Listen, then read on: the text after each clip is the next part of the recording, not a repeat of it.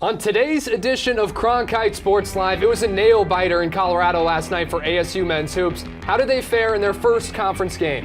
ASU football has their guy. What can fans expect with the brand new head coach now at the helm? And yes, it's true, ASU is a hockey school, but the team's toughest opponent yet awaits them this weekend. All this and more on today's edition of Cronkite Sports Live. Hello and welcome back to our final edition of Cronkite Sports Live this semester. We're here in Studio 6, downtown Phoenix.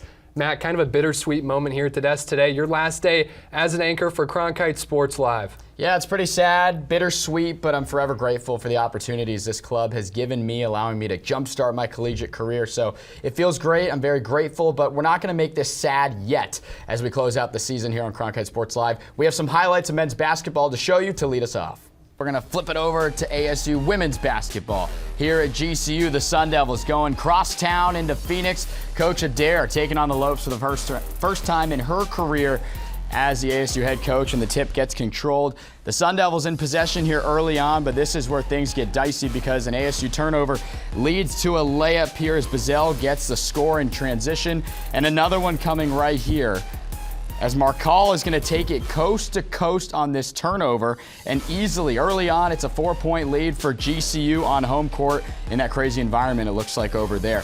Then here on this next one, we're going to show you Souza here. Watch this behind the back pass, setting up a layup to the glass. Skinner gets ASU within 2.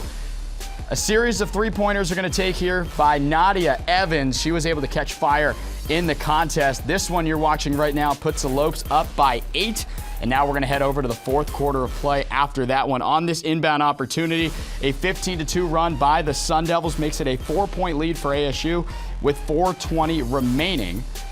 And now this opportunity is going to be blocked down by Thompson. The Sun Devils trying to hold on to a 1-point lead, and they're going to do just that on this opportunity here that gets on the 3. So we're going to watch a 3 here. Clank around, find a way in. I mean, that's just quite the bounce. That's a home court bounce right there, getting the Lopes to within 1. Now here in the corner, look at this court vision here as Eric Strupp's going to hit this corner 3.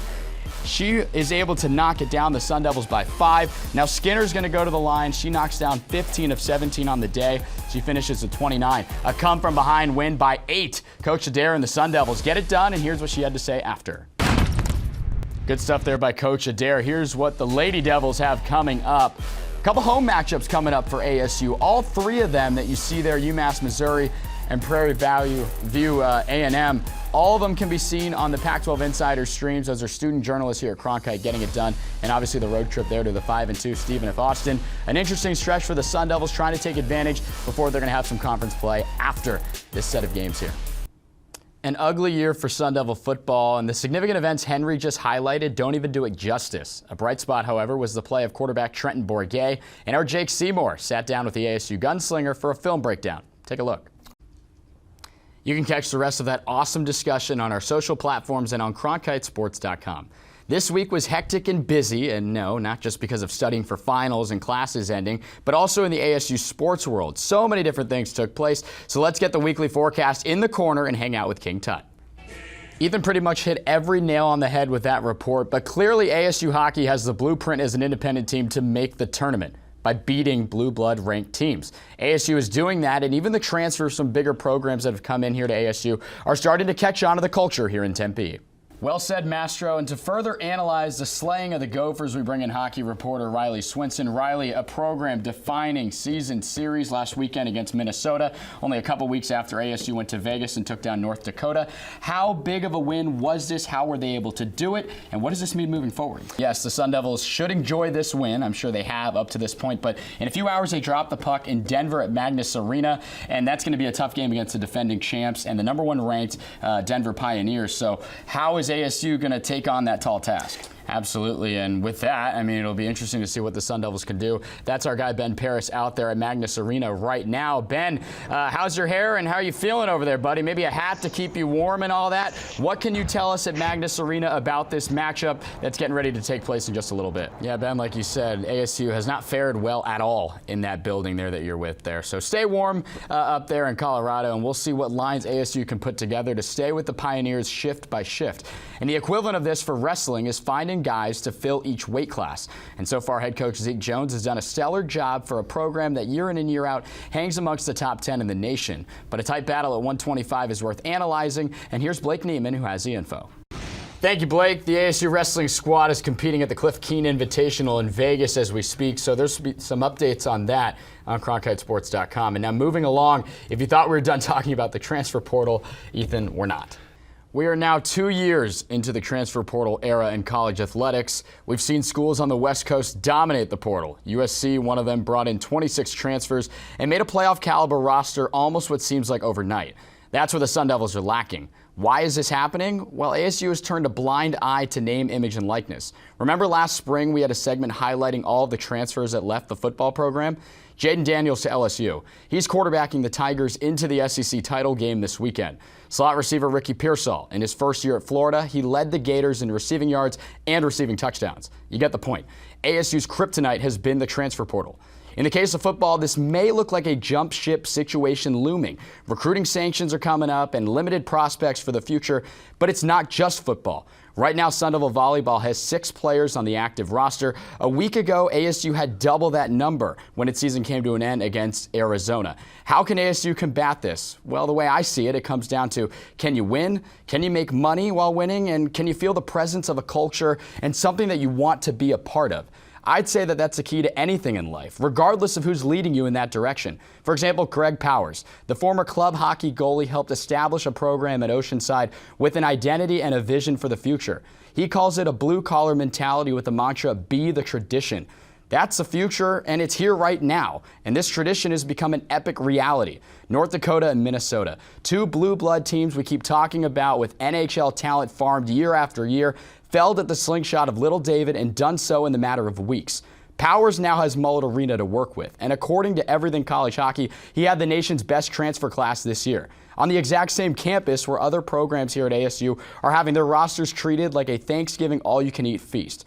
You have to give these student athletes a reason to stay, and Greg Powers has the blueprint for that.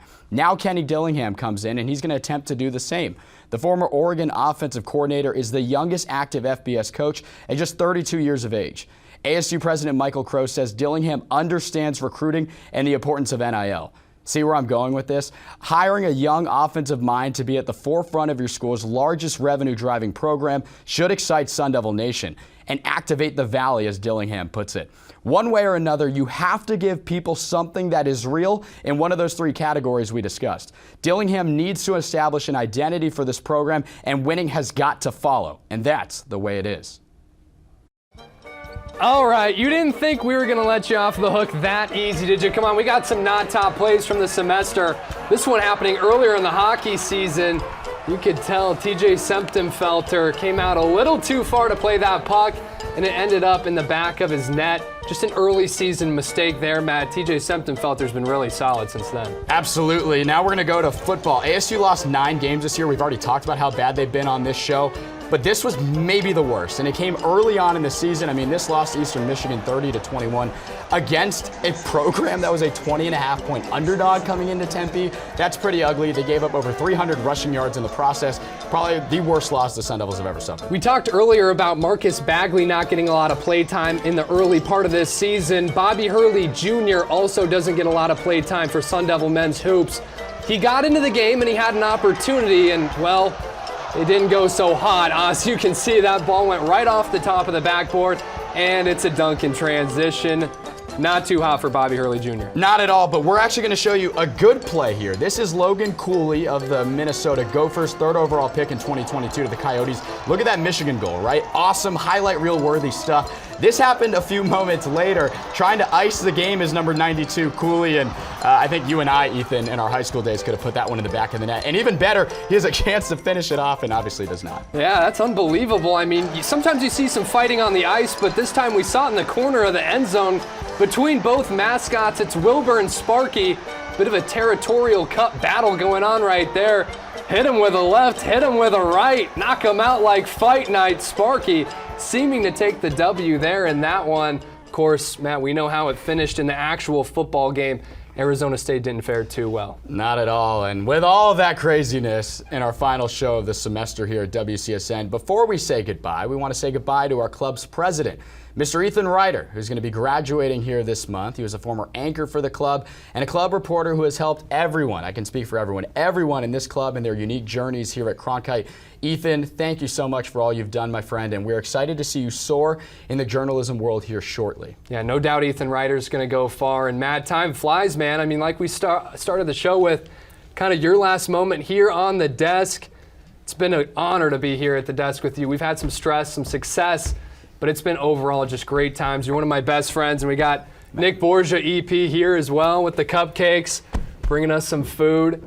You do a great job behind the scenes as well. Yeah, he makes us look better than we actually are, and he's been a lot of fun. As well, Mr. Mike McQuaid, who was our EVP not too long ago. So it's been really awesome. I said it earlier in the show that all the opportunities this club has provided me, I do not take lightly. I've had a lot of fun with some awesome people, but it is time for bigger and better for myself, and we will see everybody next semester. But for everyone in the control room that you don't see doing all the stuff like Nick Borgia just came with those cupcakes, we all say thank you. And for the reporters that went out and got it for you all year long, to my best friend, Mr. Ethan Tuttle, I've been Matt Venezia for one last time saying so long, and we hope you have a safe and blessed holiday season.